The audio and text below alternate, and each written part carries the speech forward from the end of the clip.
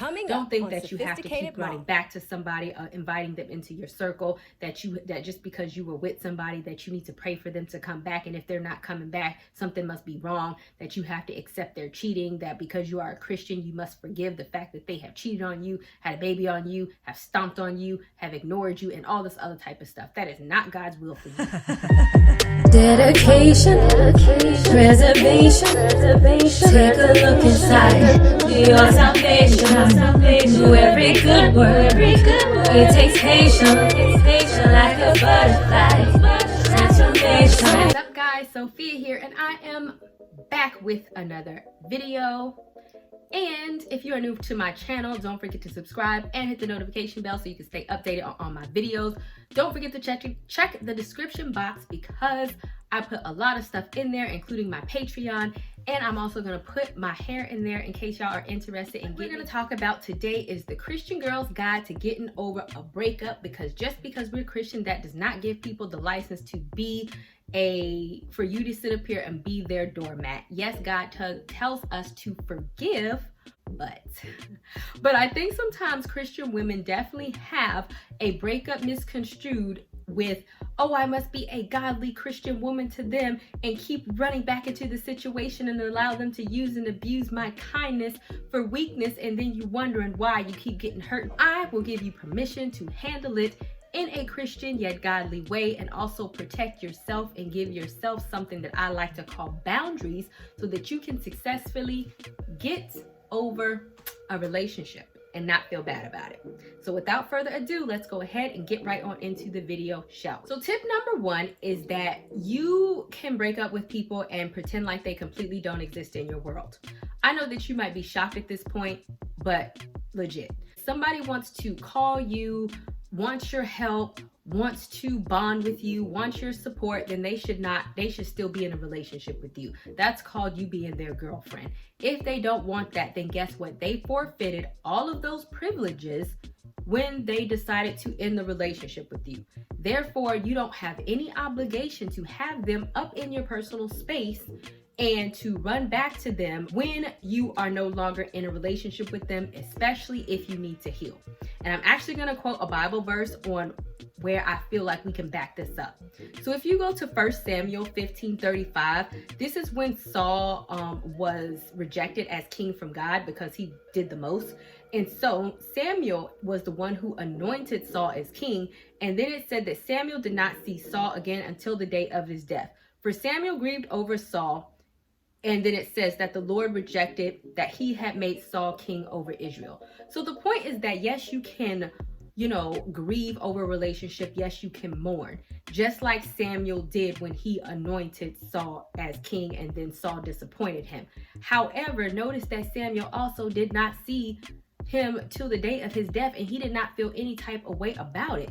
If this situation ain't working, if you have done something where you have hurt my feelings and I know that being around you is just going to irritate me, then it is completely appropriate for you to draw some space, some boundaries, some whatever the case may be between you two, so that you don't have to be in a place where you have to be confronted by that person and you be bothered emotionally.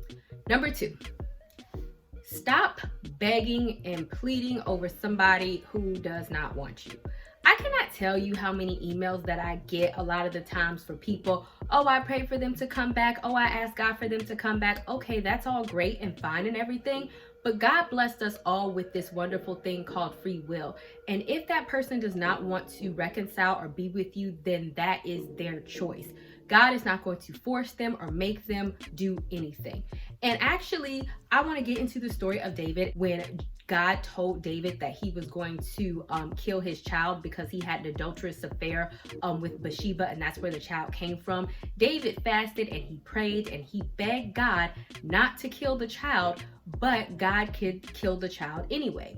And then what David ended up doing after the child died, because he was fasting and all of this, he simply got up, he put on all of his clothes, he washed himself off, and he ate. And my whole point of all of that, and everybody was like, okay, how can you be so lighthearted about this? Because David's thing was like, you know, as long as the child was still living, there was still hope. But now that the relationship is, but now that the child is gone, the child is gone. And so you can apply that to your relationship in the sense that, okay, as long as you're still with this person, as long as they're still willing to work on the relationship with you, as long as, you know, you're being treated fair, or as long as they're still, or as long as you're still feeling like they love you back, fine.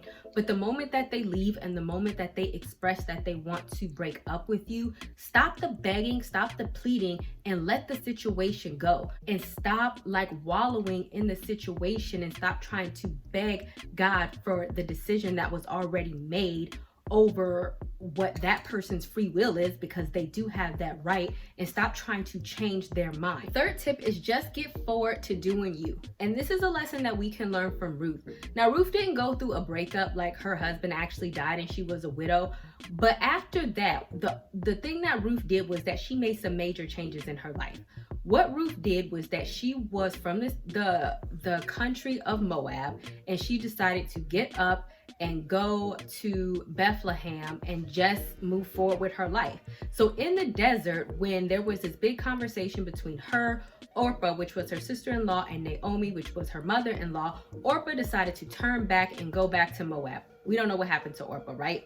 But Ruth was just like, look, Naomi was like, turn back, my daughter. We don't know what's going to happen. It was like this long drawn out speech. And Ruth was like, your people will be my people, your God, my God, and wherever I'll be. I mean, she gave this long drawn out speech, but that is not my point. My point is this: when you know that there is nothing back there for you, because Ruth knew that there was nothing back there at Moab, because if there was, then she would not have left Moab. So regardless of the fact, if your relationship was not working, ain't nothing back there. Just move forward. Ruth was like, yeah, I'm going to a strange land. Yeah, I might not be the prime candidate to get married. Yeah, when I get there, I have to work in the field. But guess what? She stumbled into the field of Boaz.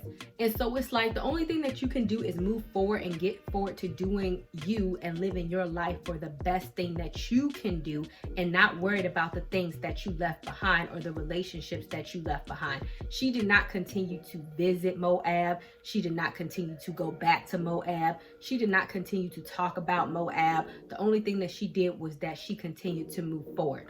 What did not work did not work. Yes, it was unfortunate that her husband passed away. Yes, it was unfortunate that she was a widow. Yes, breakups are completely unfortunate, but the situation is what it is. We cannot wallow in those unfortunate events. The only thing that we can do is get up, and we can move forward into a new future. So whatever you feel you need to do for your life in order to move past your breakup, or whatever it is that you want to do for your life, then go ahead and do that. No longer feel the need to make moves due to your ex. Don't feel the need to like, oh, I have to stay in this part of the town because my ex still lives here, or oh, me and my ex. Don't make moves based on him. Make moves based on what you want to do with your life and what you want to do with your future, period. And the last tip that I want to give is that there's a time and there's a reason for everything. Not all breakups end in a bad way. Sometimes people just grow apart, and sometimes they're just lessons to be learned. So I did a soulmate video on Sheba and Solomon. I actually will list that in the description box. I go into their whole story. I'm not going to go into it here, but what I do want to go into is the dynamic of their relationship. Some relationships are just meant for you to learn from, and this is one of these things. So if you go to 1 Kings chapter 10, that is when Queen of Sheba came and she heard about Solomon, and she brought all of this wealth into where Solomon was. Verse 10, she gave the king 120 talents of gold and every great quantity of spices and precious stones. Never again did such abundance of spices come into Israel as which the queen of Sheba gave the king of Solomon. That sounds wonderful. They had a great relationship. Then move down to verse 13. King Solomon in turn gave the queen of Sheba everything that she wanted, whatever she asked, besides what he gave her from his royal bounty. So she returned to her own country and her own servants, aka she broke up. Sometimes breakups just happen. One thing that Queen of Sheba said about in the Bible, what it says about Solomon, is when she came to Solomon, she spoke to him about everything that was on her mind to discover the extent of his wisdom. Solomon answered all of her questions, and there was nothing hidden from the king which he did not explain to her. Sometimes relationships are just about growing and getting to know somebody else just so that you can grow yourself. And sometimes you just have to accept that once that relationship is over, that was the purpose of the relationship, and just go back like the Queen of Sheba. She had an empire to run. She went back and minded her own business. It wasn't any type of malice or ill intent or anything behind that. It just was what it was. Once their relationship or once their situation kind of ran its course, it was like, okay, bye. See you later. Love ya. Deuces. And that was it. So it's like, instead of trying to attach some deep, meaningful, why did we break up? Why did this not meant to be? And driving yourself crazy and running yourself into depression. Sometimes you just have to accept that the relationship just had a season. There is a time and there's a season and there's a reason under the sun for everything. And sometimes that is not forever. Sometimes it is for temporary. Sometimes it is for you to learn something. Sometimes it is for that other person to learn something and for you to go ahead and move on and go about the rest of your wonderful life, going about your empire, going to a greater life. And you just have to go ahead and do that. Don't hold yourself back. Don't resent each other. Don't try to stay stagnant in one spot because of the other person.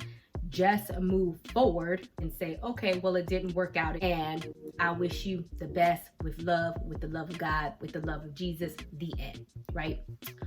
All right, guys, so those are all of the tips that I hope will help you get over your breakup. As a Christian chick, I think all of them are very Christian, and they also help you establish boundaries. Don't think that you have to keep running back to somebody, inviting them into your circle, that just because you were with somebody that you need to pray for them to come back, and if they're not coming back, something must be wrong, that you have to accept their cheating, that because you are a Christian, you must forgive the fact that they have cheated on you, had a baby on you, have stomped on you, have ignored you, and all this other type of stuff. That is not God's will for you. Just accept that sometimes things don't work out, and use it as a way to always improve yourself and move forward with what you have to do. Amen. Amen. Don't forget to subscribe, and I will see you guys another day, another time. Bye, y'all.